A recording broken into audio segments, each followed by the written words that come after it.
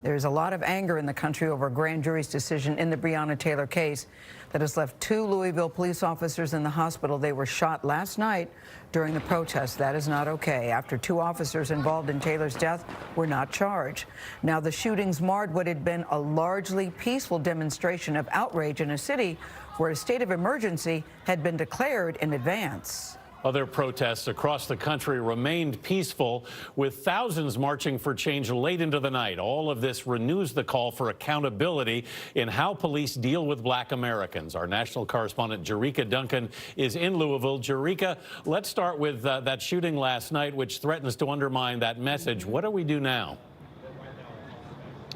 Well, you know, as far as those officers are concerned, they were transported to a local hospital with what appears to be non-life-threatening injuries. But as you mentioned at the top of the show, this is coming at a time when you have a city that is still grappling with the death of Breonna Taylor, and the news, the words from the state's attorney general that the officers who killed her were justified. Officer down, right there. Officer down. It was a frantic scene around 8:30 last night after 2 Louisville police officers were shot. Interim Police Chief Robert Schroeder says a suspect is in custody. One is in alert and stable. The other officer is currently undergoing surgery and stable. Breonna Taylor! Although protests started peacefully, some people set trash cans on fire. Around 100 people were arrested. The protest came after months of waiting for a decision in the killing of Breonna Taylor. Former Louisville detective Brett Hankison was indicted for his alleged conduct, but not related to Taylor's death. Kentucky Attorney General Daniel Cameron. The grand jury voted to return an indictment against Detective Hankison for 3 counts of wanton endangerment for wantonly placing the 3 individuals in apartment 3 in danger.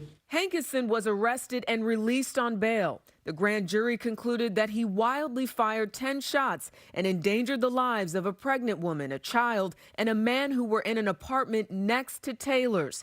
Officers Jonathan Mattingly and Miles Cosgrove, who the FBI says fired the fatal shot, will not face state criminal charges. The use of force by Mattingly and Cosgrove was justified to protect themselves.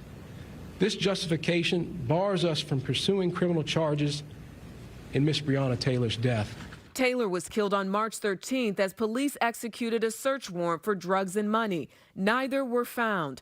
Her boyfriend, Kenneth Walker, says he believed the police were intruders, so he fired a single shot which hit Mattingly in the thigh.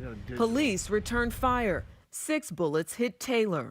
Somebody kicked in the door and shot my girlfriend. Walker has maintained police did not identify themselves before they used a battering ram on the door.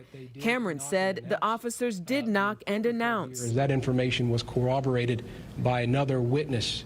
Law professor Colin Miller has worked with Taylor's family.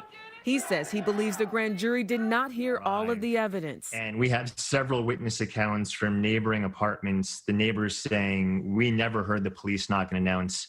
Taylor's family attorney Ben Crump called the decision to not charge any officer in Taylor's death outrageous and offensive. It continues to disrespect the Black women that have permeated in American society since they first brought us here in 1619. The FBI is also conducting a separate investigation looking into whether or not police legally obtained that search warrant. And that's not all. Hankison is also being investigated by an FBI-led task force for allegations of sexual assault unrelated to the Breonna Taylor case. Gail? Jerika, thank you.